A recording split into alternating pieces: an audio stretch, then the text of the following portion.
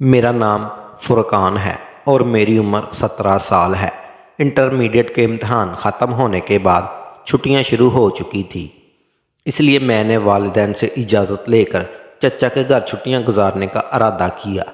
मेरे चचा की शादी को सिर्फ 1 महीना ही हुआ था, लेकिन मेरे वालिदैन ने मुझे उनके घर जाने से सख्ती से मना कर दिया। काफ़ी अरसा गुजर चुका था जब मैंने आखिरी बार चचा के घर गया था, इसलिए इस मरतबा जाने का बहुत शौक़ था। ये जुमेरात का दिन था जब मेरे वालिदैन ने मुझे चचा के घर छोड़ा और वहाँ पहुँचा तो देखा कि घर के दरवाजे पर ताला लगा हुआ था। हमें लगा कि चचा और चची किसी काम से बाहर गए हैं।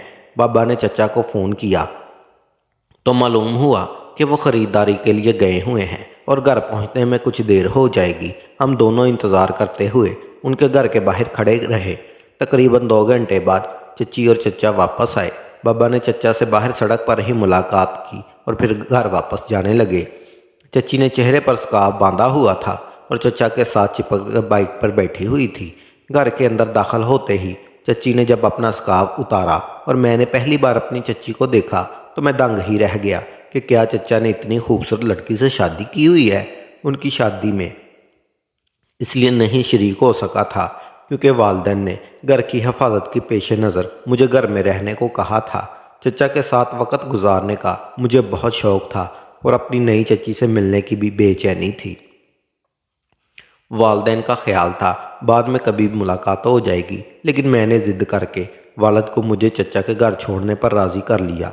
कभी कभी सोचता हूँ कि अगर इस दिन मुझे चचा के घर ना गया होता तो शायद कुछ वाक़यात पेश ना होते जो मेरी ज़िंदगी को मुकम्मल तौर पर बदल देंगे। मैं ठटकी बांधे चची को देखकर अपने चचा की किस्मत पर रश्क कर रहा था कि चची कितनी दिलकश और हसीन लड़की हैं, यानी उनकी शख्सियत बहुत मुतासर कुन थी। उनकी खूबसूरती ने मुझे हैरान कर दिया था, जबकि चचा दिखने में सादा और मामूली थे। उस दौरान चचा ने मुझे पुकारा, अरे फुरकान बेटा, कहाँ देख रहे हो? मैं कब से तुम्हें आवाज़ें दे रहा हूँ। ये सुनकर मैं कुछ झिझक गया और चचा के पास जाकर कहा, मैं बिल्कुल ठीक हूँ। फिर मैंने चचा को ज़ोर से गले लगा लिया। इतने सालों बाद मुझे देखकर चचा भी बहुत खुश हुए और चची भी मेरे पास आई और मुझे प्यार से गले लगा लिया। ऐसा बिल्कुल नहीं लग रहा था कि मैं उन्हें पहली बार मिला हूँ। चचा के घर आए हुए मुझे 2 दिन हो चुके थे। चची मेरा खूब देखभाल कर रही थी और मेरे लिए हर ज़रूरत का ख्याल रख रही थी। चचा और चची के रवैये से ऐसे महसूस हो रहा था कि मैं अपनी पूरी छुट्टियाँ यही गुजारूँगा। लेकिन मुझे ज़रा भी अंदाज़ा नहीं था कि मेरा ये फ़ैसला आगे चलकर मेरी ज़िंदगी में ऐसा मोड़ लाएगा जो सब कुछ बदल कर रख देगा। तीसरे दिन सुबह जब मैं सोकर उठा तो 8 बज चुके थे। मैं अपने कमरे से बाहर आया तो देखा कि चचा अपना बैग पैक कर रहे हैं। मैं उन्हें बैग पैक करते हुए देखकर मैंने पूछा, आप इतनी सुबह बैग पैक करके कहाँ जा रहे हैं? उस पर चचा ने कहा, मुझे एजेंट के काम से 2 महीने के लिए बैरून मुल्क जाना पड़ रहा है। यह सुनकर मैंने हैरत से कहा, चचा, मुझे यहाँ आए हुए सिर्फ 2 दिन हुए हैं और आप इतनी जल्दी कहाँ जा रहे हैं? और मैं आपको कहीं नहीं जाने दूंगा। चचा ने मुस्कुराते हुए जवाब दिया, फरकान, ये मेरे लिए बहुत ही बड़ा मौका है। अगर मैं इसे खो देता हूँ तो मुझसे बड़ा बेवकूफ़ कोई नहीं होगा, क्योंकि इस प्रोजेक्ट का तजर्बा मुझे आगे एक अच्छी पोस्ट दिलवा सकता है। चचा की बातों की संजीदगी को देखते हुए मैं खामोश हो गया और उनसे कहा, ठीक है, आज शाम को मैं पापा को बुला लेता हूँ और अपने घर वापस चला जाता हूँ, क्योंकि अगर आप यहाँ नहीं होंगे तो मेरे यहाँ रुकने का भी कोई फ़ायदा नहीं होगा। ये सुनकर चचा ने मुझे रोक कर कहा, फुरकान, मैं यहाँ नहीं हूँगा, लेकिन तुम्हारी चाची का ख्याल रखना तुम्हारी जिम्मेदारी है। जब तक मैं वापस नहीं आता, इससे किसी ज़रूरत हो या कोई परेशानी हो, तुम्हें इसकी मदद करनी है। और ये एक बात याद रखना, तुम्हारी चाची को अंधेरे से बहुत डर लगता है, इसलिए अगर इसे किसी वक्त भी मदद की ज़रूरत हो, चाहे वो कुछ भी हो, तुम्हें बिला झिझक इसका साथ देना होगा। मैं उस वक़्त कुछ भी अल्फाज का मतलब पूरी तरह नहीं समझा था, लेकिन आगे चलकर चाची ने इस लफ्ज़ का मतलब जो मुझे समझा दिया था वो मैं कभी सोच भी नहीं सकता था। इस वक्त मुझे चाची के अंधेरे के डर के बारे में सुनकर थोड़ी हैरत भी हुई कि शादीशुदा होने के बावजूद भी भला चाची को अंधेरे से इतना डर कैसे लग सकता है। खैर, मैंने चचा से कहा कि ठीक है। फिर मैं चचा को उनके कपड़े समेटने में मदद की और उन्हें एयरपोर्ट के लिए गाड़ी तक पहुंचाया। उन्हें अलविदा कहकर मैं अपनी चची के घर वापस आया। अब घर में सिर्फ मैं और चची ही थे। मुझे चचा के साथ बहुत मज़ा करना था, उनके साथ पूरे शहर में घूमना था। इस तरह मैंने अपनी छुट्टियां गुजारने का प्लान बनाया था, लेकिन चचा ने तो इस पर पानी ही फेर दिया। मेरा सोचना कितना सही था और कितना गलत, क्योंकि चचा के साथ जिन तजर्बात का मुझे इंतज़ार था उनसे भी ज़्यादा ख़ास तजर्बात चच्ची के साथ होने वाले थे। जिस दिन चचा गए उस रात मैं अपने कमरे में मोबाइल पर गेम खेल रहा था। खेलते खेलते मैं बोर हो गया तो सोचा टीवी देख लूं, और हाल में आकर बैठ गया। टीवी देखते हुए कुछ वक्त बाद मेरे पास मेरी चाची आई और बोली, फरकान मैं बहुत बोर हो रही हूँ। ये सुनकर मैंने कहा, लगता है कि चचा के जाने के बाद आपका दिल घर में नहीं लग रहा। मैंने एक सही बात पकड़ी थी। तभी चाची ने मुझसे कहा, चलो थोड़ी देर बाहर घूमते हैं। ऐसे कहकर मुझे चाची ने बाइक की चाबी पकड़ा दी और फिर मुझे आइसक्रीम खाने के लिए बाहर ले गई। हम घर से बाहर निकले। बाइक पर चाची मेरे पीछे बैठी। उस वक्त अनजाने में चाची का हाथ मेरी कमर से टकरा गया। ये देखकर मैं थोड़ा सा झिझक गया, इसलिए चाची ने फौरन अपना हाथ पीछे खींच लिया। लेकिन अगले ही पल चाची ने अपना हाथ मेरी कमर पर फिर से रख दिया। उनके इस तरह के रवैये का मतलब मुझे समझ नहीं आया। आइसक्रीम खाकर हम घर वापस आए। जैसे ही चाची ने घर का दरवाज़ा बंद किया, हम अंदर आए। अचानक घर की सारी लाइटें बंद हो गई। अचानक लाइट जाने पर चारों तरफ घना अंधेरा छा गया। मैं चच्ची के पीछे ही खड़ा था। तभी चच्ची ने पलटकर मुझे ज़ोर से पकड़ लिया। इस वक्त चच्ची का जो लम्स मुझे महसूस हुआ, मुझे एकदम से बेचैन कर दिया। मैं उनको जवान हो रहा था और कभी किसी औरत को ऐसा लम्स महसूस नहीं किया था। मुझे समझ नहीं आ रहा था कि क्या करूं, तो मैं वैसे ही खड़ा रहा। उस वक्त मेरे दिमाग में जो ख्यालात आ रहे थे वो बिल्कुल मुख्तलिफ थे। चच्ची तकरीबन 5 मिनट तक मुझे ऐसे ही पकड़े रही और फिर अचानक रोशनी आ गई। जैसे ही रोशनी आई, चच्ची भी होश में आई और फ़ौरन मुझसे दूर हो गई। मुझे माफ़ करना, ऐसा कहकर वो शर्माते हुए अपने कमरे में चली गई। वहाँ क्या हो रहा था, अचानक मेरे साथ जो ऐसा हुआ, मैं पूरी तरह हैरान था। मुझे समझ नहीं आ रहा था कि मैं क्या करूं। कुछ देर बाद मुझे चचा की वो बात याद आई जो उन्होंने मुझे घर से जाने से पहले कही थी कि चच्ची को अंधेरे से बहुत डर लगता है और मेरी जिम्मेदारी है कि मैं उसका ख्याल रखूं। अब मुझे समझ आया कि चच्ची ने अंधेरे का बहाना बनाकर मुझे गले लगाया था। इस रात मैं जब अपने कमरे में जाकर सो गया, लेकिन बिस्तर पर लेटे हुए चच्ची बार बार मेरी आंखों के सामने ही आई रहा है। चच्ची काफ़ी मॉडर्न थी और ऐसे कपड़े पहनती थी जो मैंने कभी नहीं देखे, मगर चच्ची बहुत हसीन थी। वो ये कपड़े पहनकर और भी प्यारी लगती थी। शायद वो इसीलिए ऐसे कपड़े पहनती थी, मगर जब भी मैं उनकी तरफ देखता तो मैं शर्मा सा जाता। और वैसे भी मैं एक छोटे से गांव का लड़का था, इसलिए इनके तौर तरीके मेरे लिए बहुत ही ख़ास लग रहे थे। अगले दिन सुबह जब मैं नींद से बेदार हुआ तो देखा चच्ची किचन में चाय बना रही थी। चच्ची की तरफ देखना मुझे थोड़ा अजीब सा लग रहा था। चच्ची भी मुझे चुपके चुपके देख रही थी। हम दोनों एक दूसरे को देखकर शर्मा रहे थे। जब मैं पानी पीने के लिए किचन की तरफ गया था, फिर मैंने ज़ोर से गले लगाया। मैं थोड़ा चूक गया क्योंकि कल की बात अब तक मेरे दिमाग से नहीं गई थी। चच्ची फिर से हंसकर बोली, अरे फुरकान, इसमें शर्माने की क्या बात है? मुझे पता है ये सब तुम्हारे लिए नया है, लेकिन कल रात मैं वाकई बहुत डर गई थी। अगर तुम्हें बुरा लगा हो तो मुझे माफ़ कर देना। फिर हंसकर बोली, और हाँ, आज जो गले लगाया वो तो मैं मजाक किया है। तुम मेरे लिए बहुत छोटे हो और मैं तुम्हारी चची हूँ, इसलिए मुझे तुमसे मजाक करने का पूरा हक है और मैं ये हक लेकर रहूँगी। चची के इस अंदाज पर मैं भी मुस्कुरा दिया। उन्होंने फिर से मजाक में मुझे गले लगा लिया, लेकिन उनकी इस तरह की हरकत से मेरे दिल में मुख्तलिफ जज्बात पैदा होने लगे। मुझे भी ये महसूस होने लगा था कि मैं अब बड़ा हो रहा हूँ। शायद चची को कोई अंदाज़ा नहीं था कि ऐसी चीज़ भी हो सकती है। एक दिन शाम को मुझे समोसे खाने की बहुत ख्वाहिश हुई। समोसा से बनाने के बाद मैंने चची के कहने का सोचा और उनके कमरे की तरफ गया। चची का कमरा थोड़ा सा खुला था। मैं बगैर इजाज़त उनके कमरे में चला गया। वो इस वक्त बिस्तर पर बैठकर अपने मोबाइल में कुछ देख रही थी। उनके बैठने का अंदाज़ ऐसा था कि देखकर मुझे ही शर्मिंदगी महसूस होने लगी। फिर मैंने वहाँ से खड़े होकर चची को आहिस्ता से आवाज़ दी, लेकिन वो सुन नहीं पाई। वो मोबाइल में ऐसी चीज़ देख रही थी कि उन्हें मेरी आवाज़ तक नहीं आई। हिम्मत करके मैं आहिस्ता आहिस्ता उनके पास जाने लगा।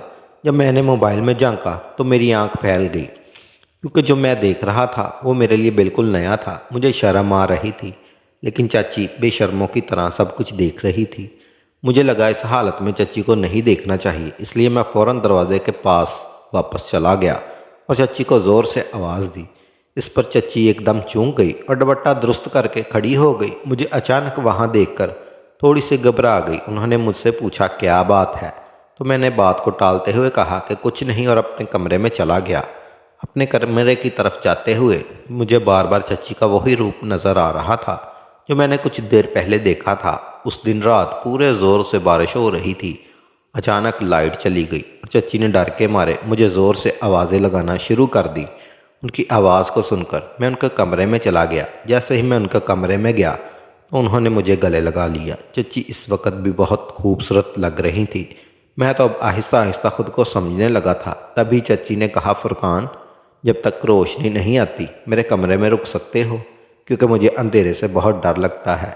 ये सुनकर मैं मुस्कुराने लगा। मैंने कहा, चच्ची तुम तो इतनी बड़ी हो, फिर क्यों अंधेरे से डरती हो? ये सुनकर चच्ची मुझसे खफा होने लगी और फिर मुझसे कहने लगी, वो इसलिए कि मुझे बचपन से ही अंधेरे से डर लगता है, इसलिए अब तुम मजाक मत उड़ाओ। यह सुनकर मैं चुप हो गया। वो मेरी चच्ची थी, मुझे उसकी मदद करनी चाहिए थी, इसलिए मैंने वहाँ रुकने का फ़ैसला किया। हम कुछ वक्त तक बातें करते रहे। मैंने चच्ची से पूछा कि आपने मेरे चचा को क्या देखा? तो ये सुनकर मेरी चच्ची कहने लगी, वो हमारे घर के करीब ही रहते थे, उन्हें रोज़ आते जाते देखती थी, मगर उनसे बात नहीं की। ये सुनकर मैंने चच्ची से पूछा, अच्छा फिर मुलाकात कब हुई? चच्ची ने बताया कि उन्होंने चचा से 1 साल पहले मुलाकात की थी और उनका प्यार इतना बढ़ गया था कि उन्होंने फ़ौरन शादी करने का फ़ैसला कर लिया। चच्ची की बातों से भी ये पता चला कि चचा ने पिछले 1 साल में काफ़ी तरक्की की थी। बातें करते करते काफ़ी वक्त गुजर गया। अब मैंने अपने कमरे में जाने का सोचा तो चच्ची ने मेरा हाथ पकड़ लिया। उन्होंने कहा, अगर तुम्हें कोई तकलीफ़ ना हो तो क्या आज तुम मेरे कमरे में सो सकते हो? मुझे कोई परेशानी नहीं थी, क्योंकि चच्ची और मैं घर में अकेले ही थे, इसलिए चच्ची के साथ मुझे बहुत अच्छा लगने लगा था। मैं चाहता था कि मैं हमेशा अपने कमरे चाचा के घर ही रहूं, मगर ये भी सच था कि मुझे जल्द अपने घर वापस जाना था। इसलिए मैंने सोचा मुझे ये वक्त एंजॉय कर लेना चाहिए। इस रात भी मैं मुसलसल बूंदाबांदी हो रही थी। रात को कोई रोशनी नहीं थी और मैं नींद में था। मुझे बहुत अच्छा महसूस हो रहा था, क्योंकि बारिश होने के बाद मौसम बहुत अच्छा हो गया था। मुझे एक अनोखा सा सुकून मिल गया था। चच्ची मुझे बहुत खुश नज़र आ रही थी। ऐसे खुशी मैंने पहले कभी उनके चेहरे पर नहीं देखी थी। नाश्ता करते वक्त चच्ची मुझसे बात कर रही थी। चच्ची ने कहा, आज तो बारिश रुकने का नाम ही नहीं ले रही, इसलिए तुम अपने चचा के आने तक मेरे कमरे में सो सकते हो। जैसा कि चाची भी जाते वक्त मुझे कह गए थे कि अगर तुम्हें किसी चीज़ में मदद चाहिए हो तो बिला झिझक बताना, इसलिए मैंने भी मन में शर्मिंदगी ना रखते हुए चच्ची के पास रुकने का फ़ैसला कर लिया। रात को चच्ची मुझसे बातें करने लगी, लेकिन एक बात पर मेरा ध्यान गया कि मेरा पेट दर्द होने लगा। चच्ची की बातों से मुझे थोड़ा डर लग रहा था, इसलिए मैं उनके कमरे में सोने लगा। हालांकि चच्ची इसका फ़ायदा उठाने में लगी थी, ये मुझे समझ नहीं आ रहा था। मैं सोच रहा था चच्ची को मुझसे क्या चाहिए। रात को बातें करते करते चच्ची मेरे लिए गर्मा गर्म दूध ले आई। मैंने चच्ची से कहा, मुझे दूध नहीं पीना, मैंने अभी तो खाना खाया है। मगर चच्ची मुझे कहने लगी, तुम पढ़ाई कर रहे हो, तुम्हें ताकत की ज़रूरत है, इसलिए फ़ौरन ये दूध पी लो। लेकिन मैं दूध नहीं पीना चाहता था, क्योंकि रोज़ रात को चच्ची मुझे दूध का गिलास पिला देती थी और उसके बाद मुझ पर बेहोशी तारी हो जाती थी, जबकि मैं अभी चच्ची से बातें करना चाहता था। मगर मुझे चच्ची की बात मानकर वो दूध का गिलास खाली करना पड़ा। फिर रात को वो दूध पीने के बाद बातें करते हुए मुझे कब नींद आ गई मुझे पता ही नहीं चला। मुझे ऐसा लग रहा था कि चच्ची की खूबसूरती मेरे दिलो दिमाग में बसने लगी थी। लेकिन मुझे एक अजीब सी बात का एहसास हुआ कि चचा के बाहर जाने के बाद उन्हें मुसलसल फ़ोन आ रहे थे। अचानक मेरा पेट दर्द फिर से बढ़ने लगा। जैसे ही मैंने अपने वालिद को कॉल की, मैं घर आने वाला हूँ, ये सुनकर चाची मुझ पर चढ़ गई कि क्या तुम्हारे चचा ने तुम्हें नहीं बताया था कि वह तुझे अपनी चाची का ख्याल रखना है, तुम अभी नहीं जा सकते। चच्ची की बातें मुझे कुछ समझ नहीं आई। कौन सा रिश्ता और कौन सा ख्याल? जब मैंने इस बारे में पूछा तो उन्होंने कहा, मुझे नहीं पता, लेकिन तुम मुझे छोड़कर नहीं जा सकते। चच्ची ने मुझसे घर ना जाने की ज़िद पकड़ ली थी, लेकिन मेरा पेट दर्द कुछ कम ना होने का नाम ही नहीं ले रहा था। लेकिन मैं ये बात चच्ची को बताने में हिचकिचाहट महसूस कर रहा था और रोज़ मेरा पेट दर्द और मेरी कमज़ोरी बढ़ती ही जा रही थी। चच्ची तो रोज़ किसी तरह मेरे ज़रिए खुश रहने का बहाना ढूंढ ही रही थी। सुकून तो मुझे बेइंतहा मिलता था, लेकिन मुझे यह समझ नहीं आ रहा था कि आखिर मेरे साथ हो क्या रहा है, क्योंकि ऐसा तजर्बा मुझे पहली बार हो रहा था। चचा को गए हुए अब तकरीबन एक हफ़्ता हो गया था। शाम को 7 बजे घर की बेल बजी, जिससे मेरा दिल डर गया। मैंने अपने कमरे में देखा तो चच्ची वहाँ बेफिक्र होकर सो रही थी, जबकि बेल मुसलसल बज रही थी। इसी वजह से चच्ची की आंख खुल गई और फिर वही खुद दरवाज़ा खोलने गई, और दरवाज़ा खोलते ही सामने पुलिस खड़ी थी। पुलिस देखकर चच्ची घबरा गई। पुलिस ने चच्ची के हाथ में हथकड़ी लगाकर कहा, आपको हमारे साथ चलना होगा। यह सुनकर मैं चौंक गया। मुझे समझ नहीं आ रही थी कि यह सब क्या चल रहा है। मुझे कुछ समझ में नहीं आ रहा था। तब मेरे पीछे पापा चाचा जी को लेकर आए। चचा जी के हाथ में भी हथकड़ी थी। उन्हें देखकर मैंने कहा, चचा आप तो काम के सिलसिले में 2 महीने पहले बाहर गए थे। तब मैंने पापा से पूछा, ये सब क्या हो रहा है? पापा ने बताया, जब मैं तुम्हें यहाँ छोड़ने आया था, मैं पुलिस स्टेशन गया तो वहाँ मुझे एक लड़की के बारे में मालूमात मिली थी, जिसके बारे में मेरे साथी तलाश कर रहे थे। मैंने उसे पहचाना नहीं, लेकिन जब मैंने सोशल मीडिया पर तुम्हारी चच्ची की फ़ोटो देखी तो मुझे पता चला कि तुम्हारे चचा ने नाम और शनाख्त बदल कर तुम्हारी चच्ची से शादी कर ली है। चच्ची जी का फ़ोन काटने के बाद पापा को ये चौंका देने वाली मालूमात मिली। चचा और चच्ची लोगों को फंसाकर गलत काम कर रहे थे। तब मुझे समझ आया कि मेरे पेट में दर्द क्यों हो रहा था।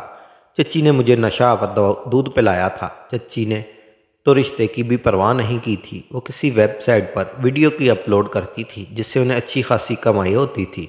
इसलिए जल्दी पैसे कमाने के चक्कर में चच्ची और चचा अंधे हो गए थे। अब सब कुछ समझ आ गया था कि चचा ने 1 साल में शहर में इतनी तरक्की कैसे की। मैं तो चचा जी के प्यार में उनके घर छुट्टियां गुजारने गया था, लेकिन उन्होंने चच्ची के साथ मुझे भी बर्बाद कर दिया। मेरा मुकद्दर अच्छा था कि बाबा ने मुझे इस मामले की तहकीक की और मुझे मज़ीद बर्बाद होने से बचा लिया।